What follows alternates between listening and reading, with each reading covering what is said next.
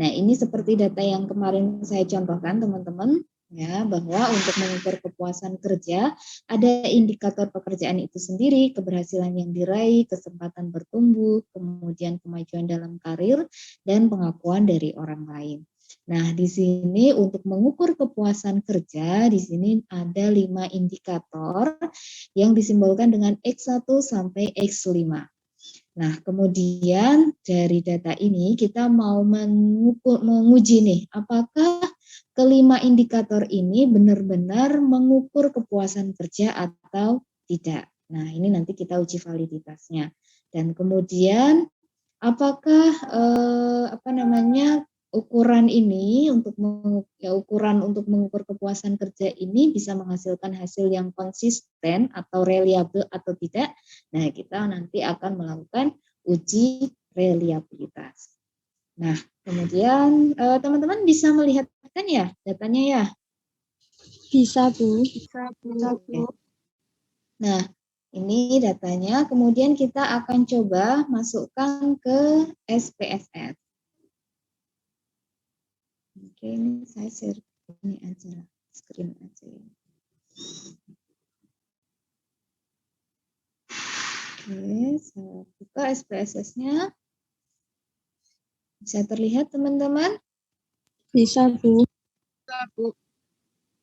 Oke, pertama yang akan kita lakukan adalah kita buat variabel view-nya dari X1 sampai X5.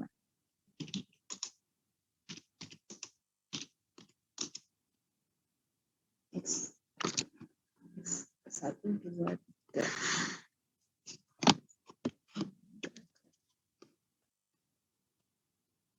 X3, X4, dan X5.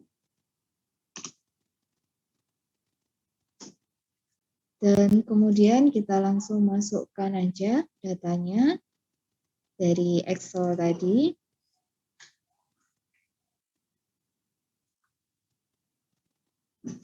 Langsung kita kopikan.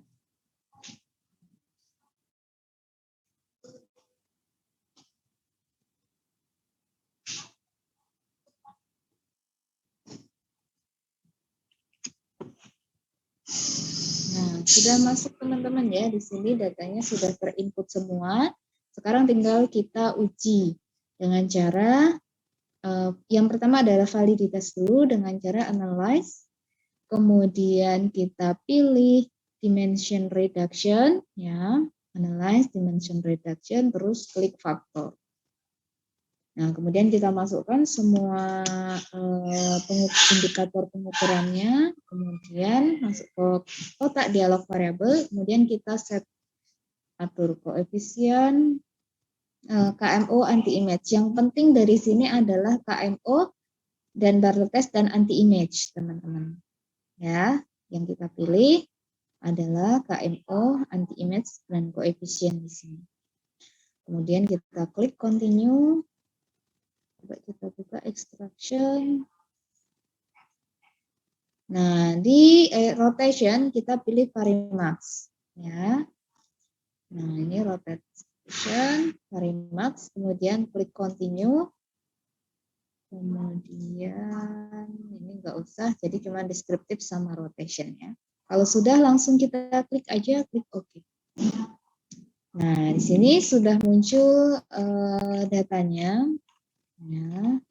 Nah, sekarang kita tinggal analisis dari hasil uji validitasnya. Nah, yang terpenting dari sini adalah kita lihat nilai KMO dan Bartlett test-nya, teman-teman.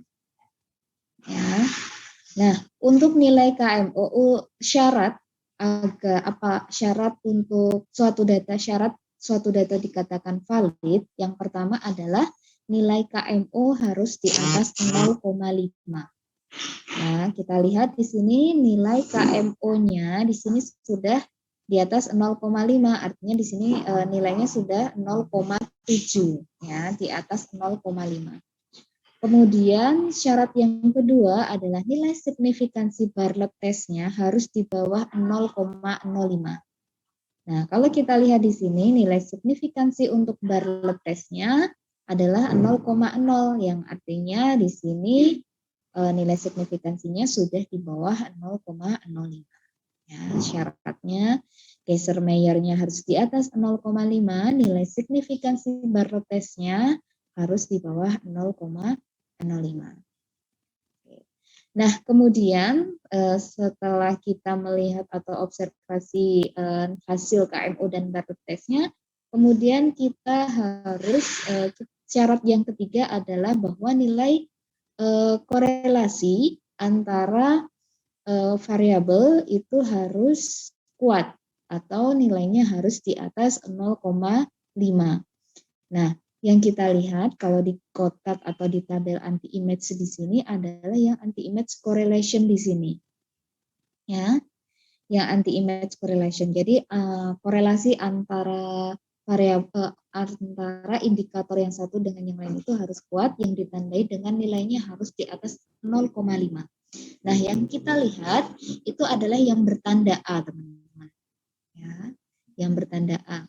Nah, di sini kalau kita lihat yang bertanda A ini sudah di atas 0,5 semua. Nah, yang pertama untuk X1 0,8, X2 0,6, X3 0,8, X4 0,8, dan X5 0,7. Nah, di sini. Jadi ada 3 syarat, teman-teman.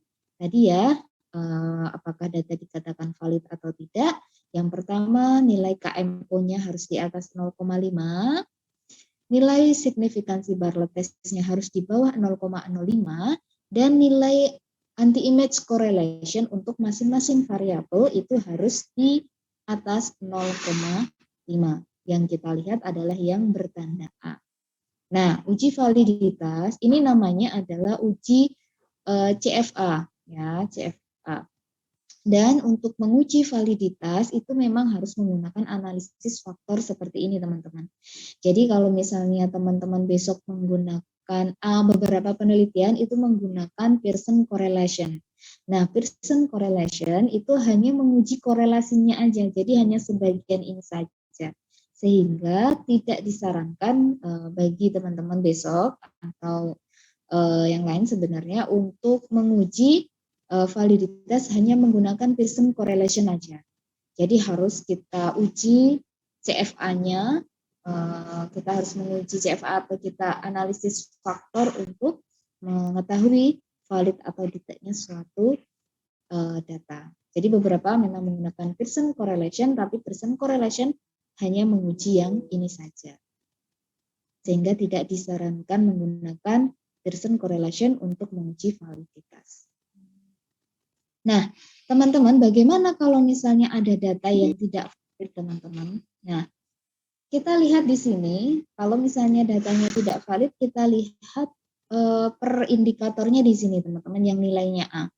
Biasanya kalau ada data yang tidak valid, di sini ada nilai korelasinya ada yang rendah. Nah, kalau ada yang rendah, maka yang misalnya X2 ini 0,4. Maka X2 ini harus kita hapus dari data view yang tadi kita sudah masukkan. Misalnya di sini X4 ya. X4-nya harus kita hapus. Kemudian kita lakukan uji validitas lagi. Gitu. Kalau misalnya X4 ini ternyata tidak valid. Jadi semuanya gitu. Sampai di sini bisa dipahami teman-teman untuk uji validitas terlebih dahulu? Bisa, Bu. Bisa, Bu. Oke, selanjutnya kalau uji validitas sudah selesai, maka uji kelayakan data yang kedua itu adalah yang reliabilitas. Nah, reliabilitas kita menggunakan yang mana ya? Kemarin itu ya. Scale ya, kita menggunakan pilih analyze, kemudian scale, kita klik reliability analysis. Kita klik, kita masukkan semua indikator pengukurannya, kita masukkan ke kotak dialog item, kemudian kita pilih statistik, kita pilih item scale, scale in with delete. Kita bisa kalau misalnya kita mau menampilkan means covariance juga boleh ya. Itu kemudian biasanya kita kita correlation ini aja.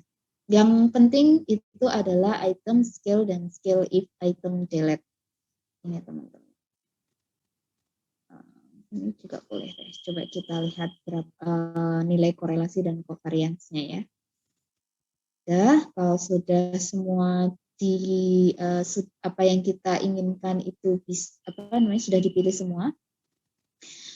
Oke, kemudian kita langsung klik continue. Langsung klik OK. Nah, teman-teman, di sini sudah muncul nilai hasil output dari uji reliabilitas. Jadi untuk melihat apakah data kita reliable atau tidak, kita lihat dari nilai Cronbach's alpha-nya di sini. Ya, nilai Cronbach's alpha secara keseluruhan kita nilainya harus di atas 0,7, teman-teman. Jadi 0,7 itu kategorinya bagus. Kalau di bawah 0,7 itu kurang disarankan, artinya tingkat reliabilitasnya itu kurang lebih rendah ya. Jadi makanya untuk nilai Cronbach's alpha-nya syaratnya harus di atas 0,7. Nah, kalau kita lihat di sini nilai Cronbach's alpha-nya itu sudah 0,8, artinya nilainya sudah di atas 0,7, yang artinya bahwa datanya sudah reliable.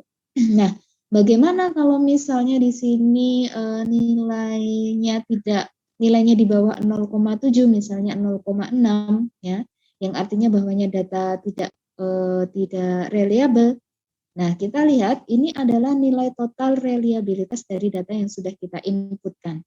Nah, maka kita coba lihat untuk melihat Cronbach's alpha-nya yang per item. Kita lihat Cronbach's alpha per itemnya di sini, teman-teman. Untuk melihat mana sih yang menyebabkan datanya nggak reliable. Nah, kita bisa lihat dari Cronbach's alpha if item delete di sini. Ini menunjukkan Cronbach's alpha untuk masing-masing indikator pengukurannya. Jadi misalnya, oh ternyata X2 di sini nilainya 0,4, berarti X2 ini enggak reliable. Ya. Maka X2 ini harus kita hapus. Nah, kemudian kalau sudah dihapus, maka nanti kita harus melakukan pengujian ulang untuk validitas dan reliabilitasnya, teman-teman. Jadi kita tidak hanya menguji di reliabilitasnya saja, tapi juga validitasnya. Nah, nanti kita lihat apakah setelah dihapus itu tetap valid dan sudah reliable atau tidak. Gitu, teman-teman. Nah, untuk reliabilitasnya cukup ini aja ya. Jadi cuma melihat Cronbach's alpha secara total, dan kalau misalnya ada yang tidak reliable maka kita lihat di item total statistik di sini untuk melihat reliabilitas untuk setiap indikator pengukuran dari variabel yang kita teliti. Sampai di sini ada yang mau ditanyakan dulu, teman-teman, terkait dengan uji validitas dan reliabilitas? Bu, saya izin bertanya. Boleh, silakan Hanum. Bu, kalau misalnya yang uji validitas itu ada yang nggak valid, apakah itu hasilnya mempengaruhi uji reliabilitasnya, Bu? Bisa. Jadi kita harus pastikan dulu datanya di pas uji validitas itu valid dulu, baru kita uji reliabilitasnya. Nah, bisa jadi setelah uji validitasnya itu sudah valid, setelah kita hapus valid, nah kemudian pas di reliabilitas ternyata nggak reliable, itu bisa juga. Atau misalnya setelah kita uji validitasnya yang pas valid kita sudah hapus, kemudian udah kita uji lagi validitasnya dan valid, kemudian kita uji reliabilitasnya ternyata tingkat reliabilitasnya semakin tinggi. Nah, itu berarti lebih bagus lagi. Gitu. Jadi belum tentu setelah kita hapus pas uji validitasnya, kemudian kita uji reliabilitasnya itu jadi reliable, itu belum tentu. Tapi kalau misalnya sudah valid, kemudian kita uji reliabilitas dan reliable, itu juga bisa terjadi. Jadi banyak kemungkinan yang terjadi ketika kita melakukan pengujian validitas dan reliabilitas, teman-teman. Gitu, Hanum.